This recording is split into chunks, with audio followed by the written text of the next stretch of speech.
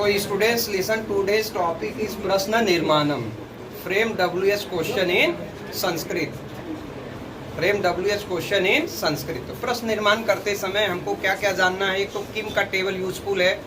किम का टेबल क्या है कि जैसे किम का पुलिंग का टेबल है कह कऊ के कम कऊ कान केन काभ्याम कै कस्मै काभ्याम केभ्य कस्मात् काभ्याम केभ्य कस्य कयो केशाम कस्मिन कयो केशु, ये लर्न होना चाहिए। और स्त्रीलिंग का क्या आता है का के काह काम के का कया काभ्याम काभ्य कस्य काभ्यम काभ्य कस्या काभ्यम काभ्य कस्या कयो कासाम कस्याम कयो कासु।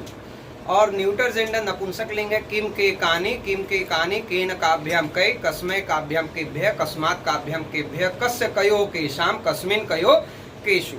उसके अलावा कुछ वर्ड हमको जानना जरूरी है कि प्रश्न निर्माण जब करते हैं तो देखो किम मतलब क्या होता है वाई, पुत्र मतलब वेयर, और कदा मतलब वेन, और कति मतलब क्या होता है हाउ मेनी, कह मतलब हु, यानी अगर पुल्लिंग रहता है तो कह मतलब प्रश्न का निर्माण करेंगे, का मतलब हु लेकिन फेमिनाइन जेंडर के लिए, और कथम मतलब हाउ, कीदृशी मतलब भी कैसा है, किमर्थम मतलब वाई होता है, कुतः मतलब फ्रॉम वेयर, जहाँ से सेपरेशन होता है उसमें पंचमी भक्ति का प्रयोग किया जाता है।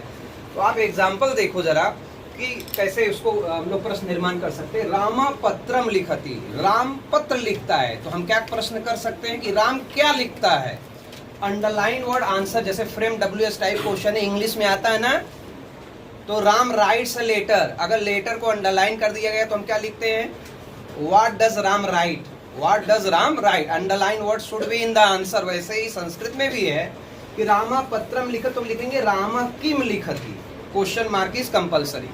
दूसरा देखो रामा पाठम पठती, तो हम लोग देखेंगे अंडरलाइन वर्ड है क्या। अंडरलाइन वर्ड रामा पुल्लिंग का प्रथमा विभक्ति एक वचन है, इसलिए हम किम का टेबल पुल्लिंग का प्रथमा विभक्ति एक वचन यूज करेंगे। तो पुल्लिंग का प्रथमा विभक्ति एक वचन क्या कह कऊ के, यानी कह आएगा, तो क्या हो गया कह पाठम पठती क्वेश्चन मार्क। दूसरा है स विदेशम गच्छति, वह विदेश जा रहा है, तो हम प्रश्न कैसे करेंगे वह कहाँ जा रहा है, तो कहाँ के लिए क्या वर्ड है कुत्र, तो सह कुत्र गच्छति क्वेश्चन मार्क हो गया। फिर आप देखोगे रामा कलमे ने लिखा, राम कलम के द्वारा लिखता है।